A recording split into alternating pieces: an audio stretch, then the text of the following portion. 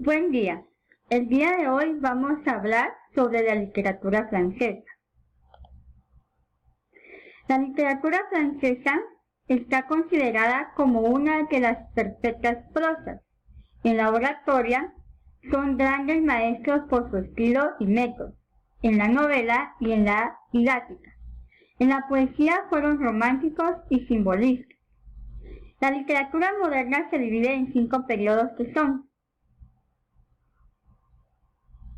periodo de formación, renacimiento, siglo de oro, el filosofismo, de resurrección o de resurgimiento. Pero vamos a hablar específicamente por el tercer periodo o siglo de oro.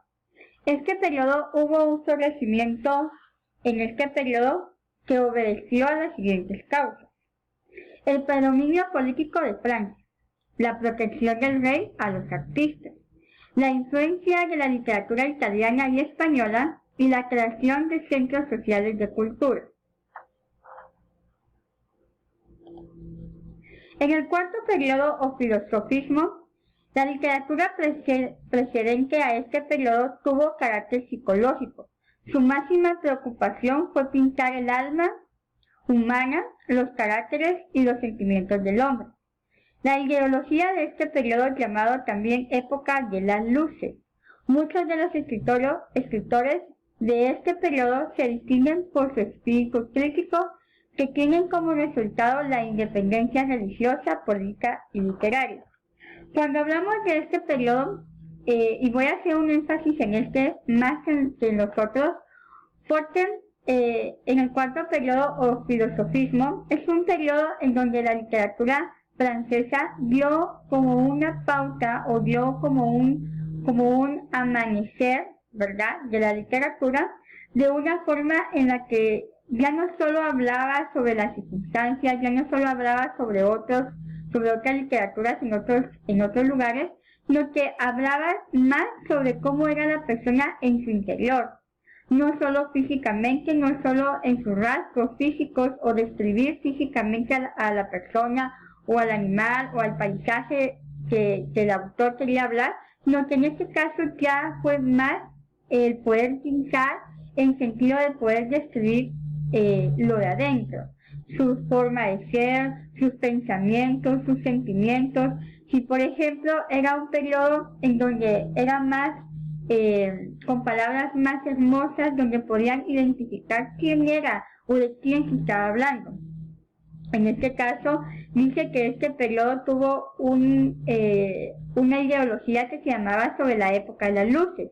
¿Por qué? Porque daba esa iluminación, ese resplandor que no se podía ver a simple vista, sino que tenía que descubrirse del interior de la persona, ¿sí? En este caso, con un sentido más espiritual, más religioso, ¿sí?, con un resultado en que ya no se miraba solo lo malo, solo lo doloroso, solo lo complicado o el sufrimiento, sino que algo más que solo eso, algo más en que podían ilusionarse, en lo que podían hablar o incluso demostrar ese sentimiento de amor. Entre sus autores más influyentes en la literatura francesa, pues podemos mencionar a Descartes, Blaise Pascal, Nicolas Boileau, Pedro Corneille, Montaigne, Voltaire y Juan Jacobo Rousseau.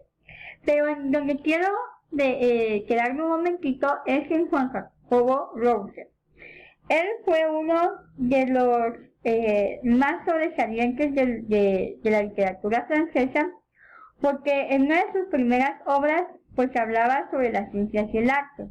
Pero también hay una que su nombre es El Emilio, que es una obra maestra, que tiene un tratado sobre la educación, o mejor, si quiere, más decir, la deseducación.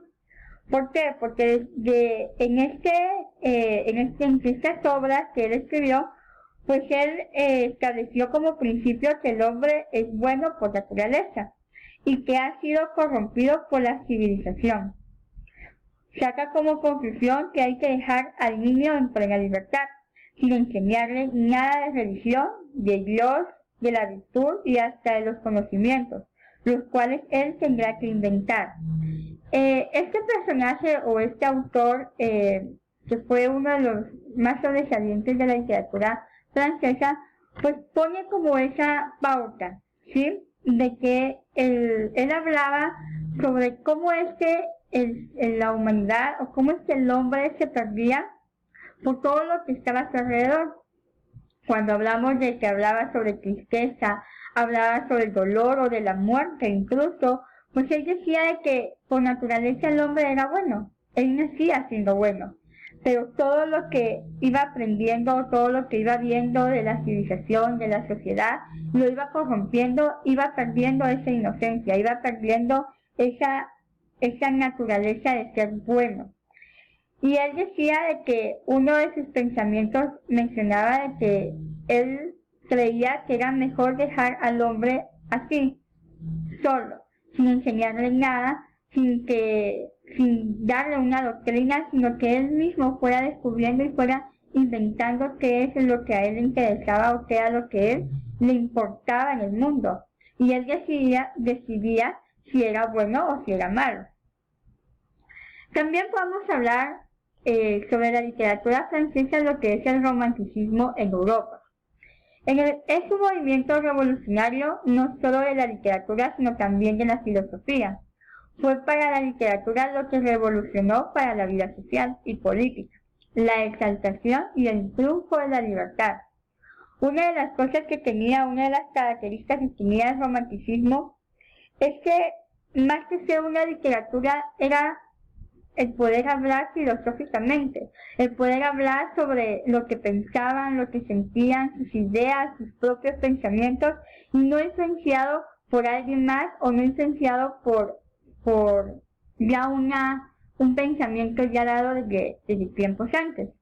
Fue, como aquí dice, fue un movimiento revolucionario. Revolucionario quiere decir que fue un movimiento de cambio, que se negó a seguir las mismas normas, la misma forma de escritura, sino que el poder expresarse libremente.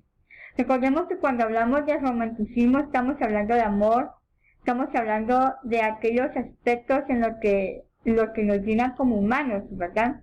El amor, la sinceridad, la exaltación, o sea, la libertad de poder expresar tal como es los sentimientos. Y eso era una de las características del romanticismo, como también una independencia artística.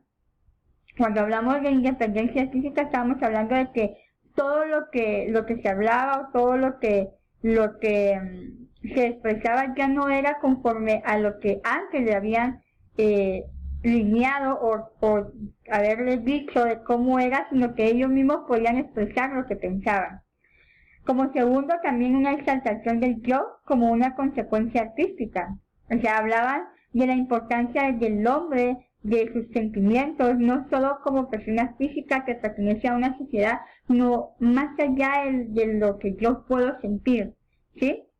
Como tercero, la valoración de lo popular y lo folclórico, sentimientos de la naturaleza y el paisaje, exaltación del espíritu cristiano.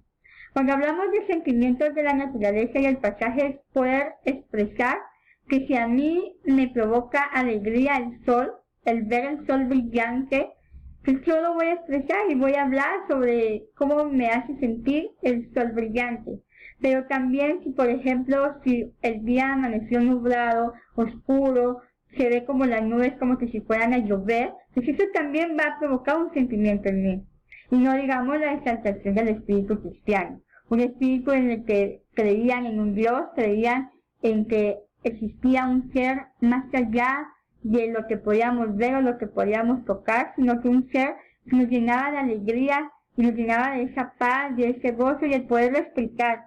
Recuerden que estamos hablando de una forma literaria, de la forma en que ellos escribían y expresaban sus ideas. Uno de los ejercicios que debemos de aplicar para poder ver si entendimos este tema es primero descargar la guía de trabajo.